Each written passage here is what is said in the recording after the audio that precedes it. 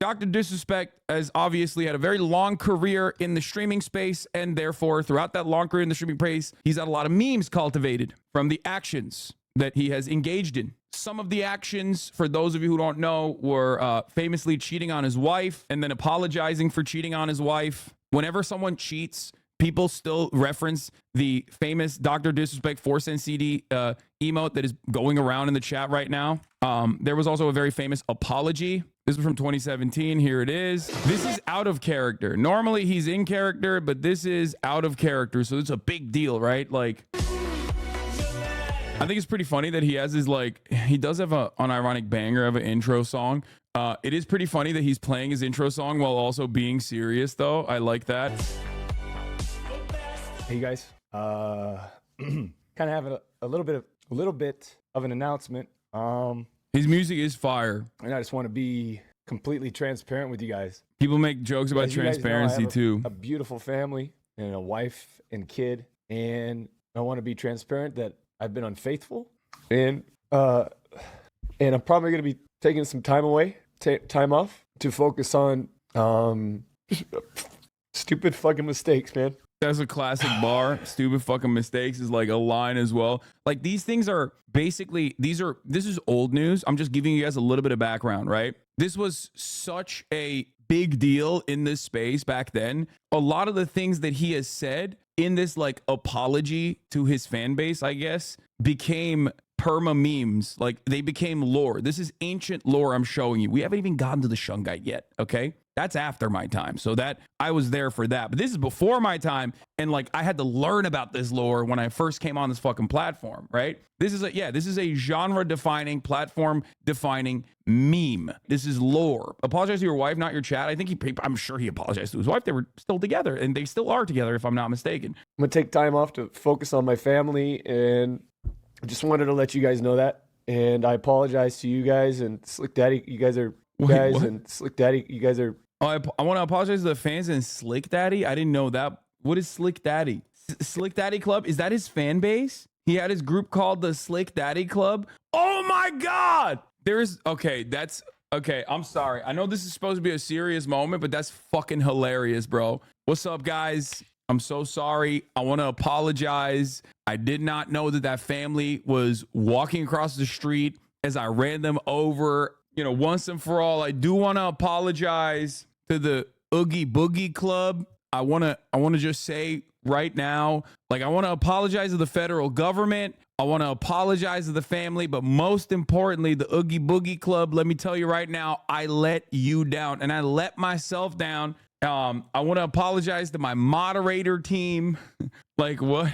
I hope the Oogie Boogie Club could potentially forgive me down the line. Like, so that, like, I mean, this is obviously, as time passed, like, this became a perma meme.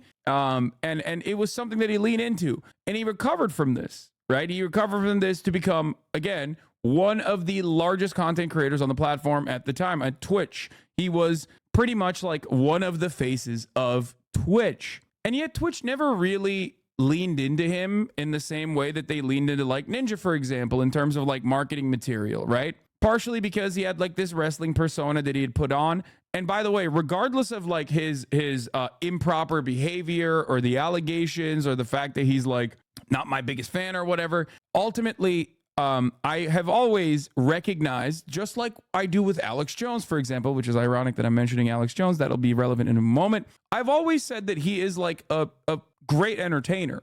Having said that, some other stuff started happening. In June 2020, Dr. Disrespect was banned from Twitch, and his channel was removed from the site for publicly unannounced reasons. Now, this was a big deal because he was before we get to that, there was the bathroom incident. Sorry, I jumped over. So his house got shot at. That was crazy. On June 11th, 2019, after the wife cheating stuff, this is like years after the wife cheating stuff, Dr. Disrespect's Twitch channel was suspended as he was live streaming while attending a 2019 edition of the Electronic Entertainment Expo in Los Angeles, one of the last E3s to exist, by the way, if not the last one. Dr. Disrespect and his cameraman went into a public restroom where Dr. Disrespect re-entered the bathroom on 2 occasions while filming still going on at the venue in violation of Twitch's privacy rules. In addition, E3 organizer, Entertainment Software Edition Association revoked Dr. Disrespect's E3 pass, banning him from the event. Twitch, of course, reinstated Dr. Disrespect's channel on June 25th. So he caught a couple days on that one. That was Dr. Piss Inspect. So the 2-time champion, the 2-timer himself, turned into Dr. Piss Inspect, but it was just like a light meme, you know? It wasn't that big of a deal. He just filmed in the bathroom. That was marginal.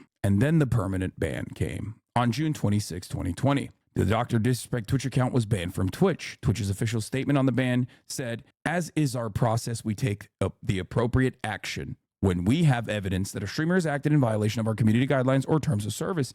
These apply to all streamers regardless of the status or prominence in the community." And he had prominence in the community. But leading up to that, there was a lot of momentum. Dr. Disrespect World. Dr. Disrespect famously became a little bit of a kook, I would say. More so than his persona, more so than his character. He started revealing certain things about his genuine beliefs. Now, this is another massive meme in Twitch lore. I'm explaining to you guys a huge part of Twitch lore here. Dr. Disrespect became a crystal girly. Here it is. Anyways, I bought a whole bunch of shungite rocks. Do you know what shungite is? Anybody know what shungite is? No, not Suge Knight. I think he's locked up in prison. Talking shungite. Anyways, it's a 2 billion year old rock. Like rock. Stone. That protects against frequencies. And unwanted frequencies that may be traveling in the air. So that's my story. That's my story. I bought a whole bunch of stuff. Put them around the La Casa. Put him around the La Casa. Stuff like that. Now, that was massive. That immediately everyone was like, oh my God, he is losing it. Like, he is insane. It was so massive that I, of course, bought Shungite as well. Everybody bought Shungite. Everybody was talking about Shungite. Shungite stocks, they fucking went through the roof. Now, why did he get Shungite? Well, the reason why he got it was because, as he said, he wanted to combat against 5G coronavirus. There were articles written about it, by the way. Dr. Disrespect's Twitch ban, what we know and what we don't know. Because there was so much happening at that time, and because he was doing so much, he was doing the most, people were wondering, like, is it because he was, hyping David Icke? Is it because he was, like, defending these, like, anti-Semitic conspiracy theories? All of this happened in, like, the same sequence, basically. Well, he was, like, doing the Shungite stuff, repping David Icke, and then he mysteriously had his final moment on Twitch. David Icke. I'll be it. No, bad. I ordered his book, too. Bad. Yeah, I want to be it. No, bad. Oh, the backyard, the backyard. Oh, okay. Okay, who's it? I appreciate everyone watching Who's today. it in the backyard? Who is going to be The looking? backyard's tough. we'll get Yeah, we'll we get don't through know this this Champions map Clip. very well. That's, yeah, I know it's a tough. That's because I don't know this one well. life's weird Maybe, right now. maybe, yeah, look. Oh, Well- it did. We'll get through this, okay? And Hey, Christopher. Dun dun dun. You better not taunt me. fuck. You get to try it.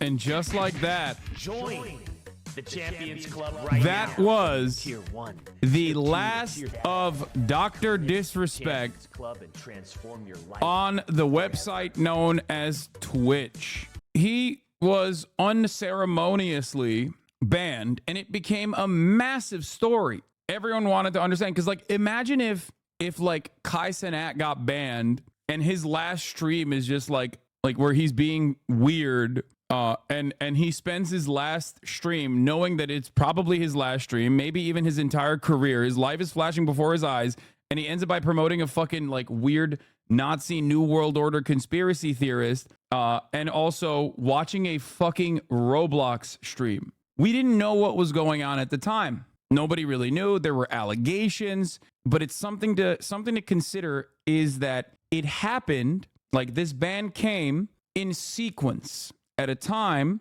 when, here it is, New York Times even wrote about it. Dozens of women in gaming speak about sexism and harassment after more than 70 allegations surfaced on Twitter this weekend.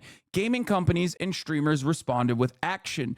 Some say it's the beginning of real change in the industry. Flash forward to 2024. 4 years, almost 4 exact years after his unceremonious ban, a former Twitch person by the name of Cody Connors came out yesterday and tweeted these words where he said he got banned because got caught sexting a minor in the then existing Twitch Whispers product. He was trying to meet up with her at TwitchCon. The powers that be could read in plain text. Case closed, gang. No one made the wrong decision. Fuck him and his boys. Now, this is an interesting statement because Twitch has banned a lot of people 4 years after the fact. Is he talking about Dr. Disrespect? Is he not? Everyone immediately was like, oh, he's talking about Dr. Disrespect. He's, of course, talking about Dr. Disrespect. What the fuck else could he be talking about? But it is rather odd, at least in my assessment, that he did not actually, he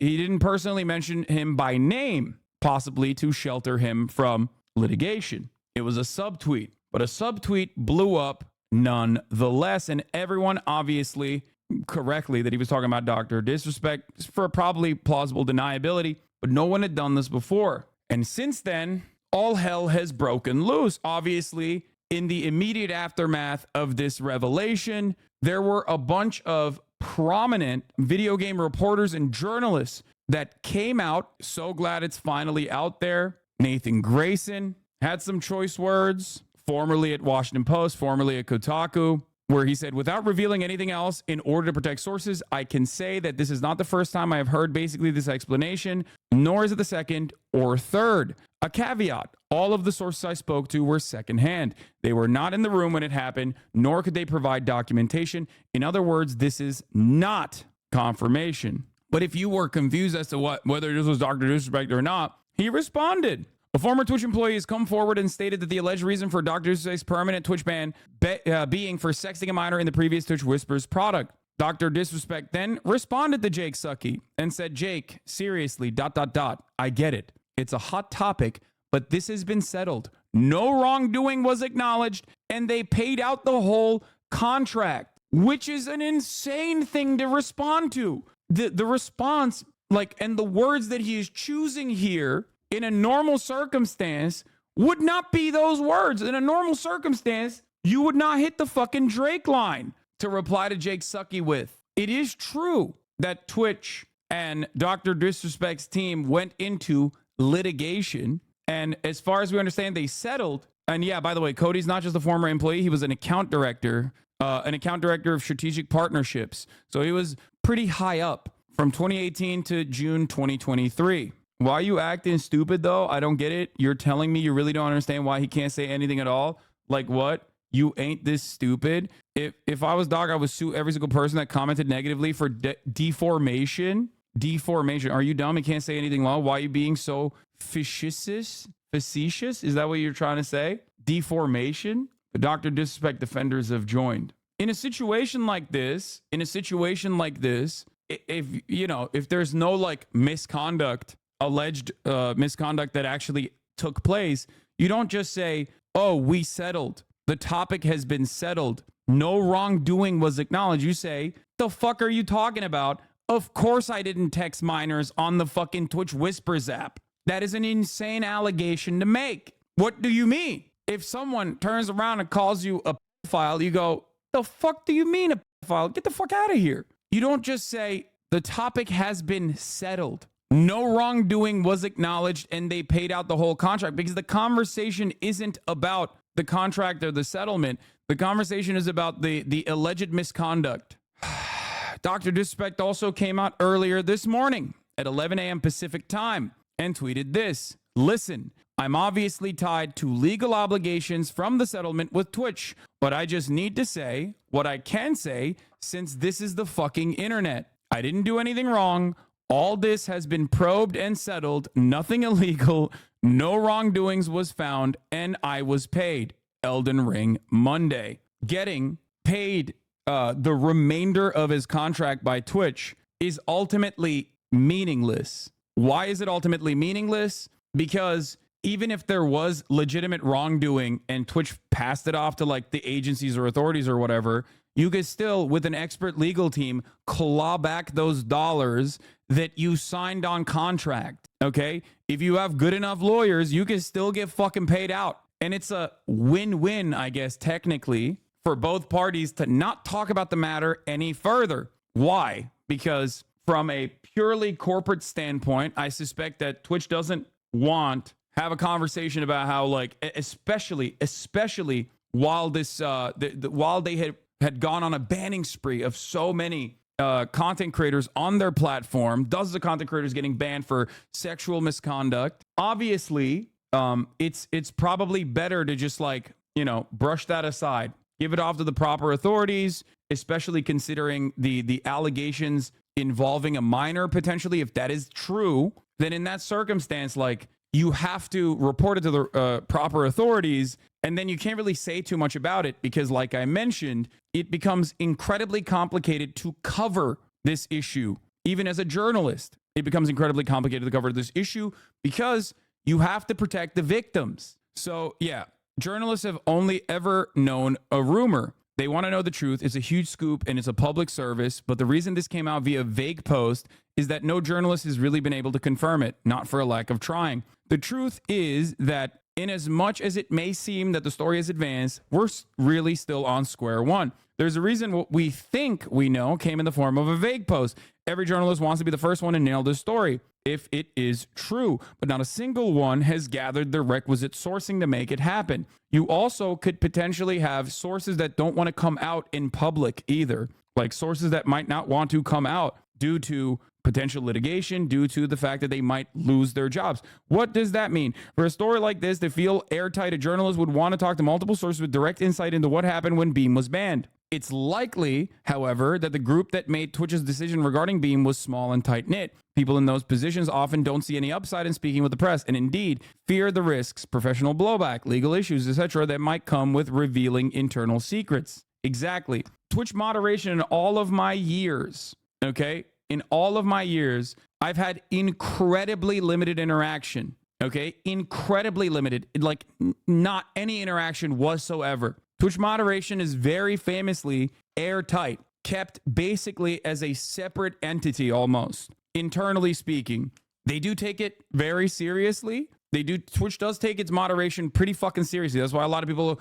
will talk about, like, oh, they're banning this, they're banning that. Sometimes it's inconsistent. That is true. But you have to understand, it is one of the platforms, and I stand on this, and it's part of the reason why I, have defended Twitch in the past as well, and have been very critical, and have been on the receiving end of the ban hammer more times than your favorite content creators. You have to remember that. Having said that, I still will always defend Twitch moderation and how seriously they take that shit. Having said that, you got to weigh the two options here. Dr. Disrespect, the most persecuted content creator on the planet, because ultimately, if all of this is built around a complete falsehood, then this is unimaginable cruelty. Light allegations, these are pretty heavy ones. Is he the most unjustly persecuted content creator on the planet, or did he actually do some shit? To the extent of what kind of fuck shit he engaged in,